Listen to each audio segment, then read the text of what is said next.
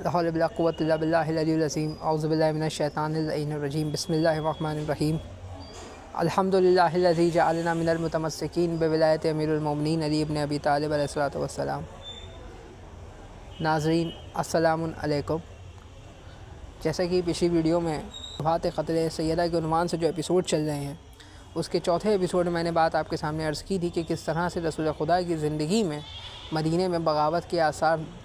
بنائے گئے، اور کس طرح سے رسول خدا نے جب حدیث ثقلین فرمائی تو کس طرح سے رسول خدا کی بات کو رد کیا گیا اور رسول خدا پہ ہذیان کی تہمت لگائی گئی، اور علیہ اعلان کہا گیا کہ حسبنا کتاب اللہ، ہمارے لیے کتاب خدا کافی ہے۔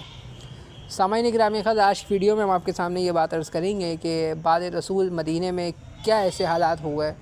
کہ جو غدیر میں 1,25,000 مسلمانوں کا مجمع موجود تھا، جس میں رسول اکرم نے براہ راست امیر کائنات کی ولایت اور امامت اور خلافت کا اعلان کیا تھا، اور تمام مدینہ رسول خدا کی آنکھ بند ہوتے ہی علی کو تنہا چھوڑ گیا۔ اس کی وجوہات میں نے اس سے پہلے کی ایک ویڈیو میں بھی آپ کے سامنے عرض کی تھی کہ ان لوگوں نے سازش رچی تھی کہ علی کے خلاف مدینے والوں کو اس طرح بھڑکایا تھا کہ کیا تم اس کی بیعت کرو گے بعد رسول، اس کو اپنا خلیفہ اور اپنا حاکم بناؤ گے کہ جس نے تمہارے آباء و اجداد کو قتل کیا ہے، اور اس طرح سے بھڑکایا گیا، اور جو نہ مانے ان کو مال کے ذریعے سے اپنی طرف کر دیا گیا، اور جو اس سے بھی نہ مانے ان کو ڈرا دھمکا کے اپنی طرف کر لیا گیا۔ تو سامعین گرامی خاص، رسول خدا کی آنکھ بند ہوتی ہے، اور ہوتا یہ ہے کہ ایک طرف رسول خدا کا جنازہ رسول خدا کے گھر میں رکھا ہوتا ہے، اور تمام اہل بیت رسول خدا کے گھر میں موجود ہوتے ہیں، اور تمام اہل بیت کو چھوڑ کر امت مسلمہ ثقیفہ بنو سعدہ نامی جگہ پہ جمع ہو جاتی ہے اور اپنا خلیفہ مہیا کرتی ہے۔ سامعین گرامی قدر، ثقیفہ میں تمام انصار و مہاجرین کو عمر ابن خطاب نامی صحابی جمع کرتا ہے، اور ابو بکر بن ابی قحافہ اس کے ساتھ ہوتا ہے، اور انصار اور مہاجرین میں ایک بحث چھڑتی ہے۔ انصار کہتے تھے کہ رسول کا جانشین ہم میں سے ہوگا، اور مہاجرین کہتے تھے رسول کا جانشین ہم میں سے ہوگا۔ انصار یہ کہتے تھے کہ جب تم ہجرت کر کے مکے سے آئے تو ہم نے تمہیں گھر دیے، ہم نے تمہارا ساتھ دیا، تمہارے کاروبار چھوٹ گئے تھے، ہم نے تمہیں کاروبار دیے، تمہارے سر پہ چھت نہیں تھی، ہم نے تمہیں چھت دی، تو لہٰذا جو رسول کا جانشین ہوگا وہ ہم میں سے ہوگا۔ اور مہاجر یہ کہتے تھے نہیں، ہم رسول خدا کے مکے کے ساتھی ہیں، ہم نے رسول خدا کا مکے میں ساتھ دیا ہے، اور ہم ہجرت کر کے یہاں آئے ہیں، تو لہٰذا جو ہے رسول خدا کا جو جانشین جو خلیفہ بنے گا وہ ہم میں سے بنے گا۔ اور ان کی یہ دلیل تھی کہ ہم علی کو خلیفہ اس لیے نہیں مان رہے کیونکہ علی کا سن کم ہے۔ تو سامعین گرامی قدر، اس میں جب یہ بحث بہت زیادہ چھڑ گئی تو عمر ابن خطاب کھڑے ہوئے، اور انہوں نے ابو بکر ابن ابی قحافہ کا ہاتھ بلند کر کے کہا، ہم سب کے درمیان رسول کے بعد سب سے زیادہ بزرگ یہ ہیں، اور رسول خدا کے رشتہ دار بھی ہیں،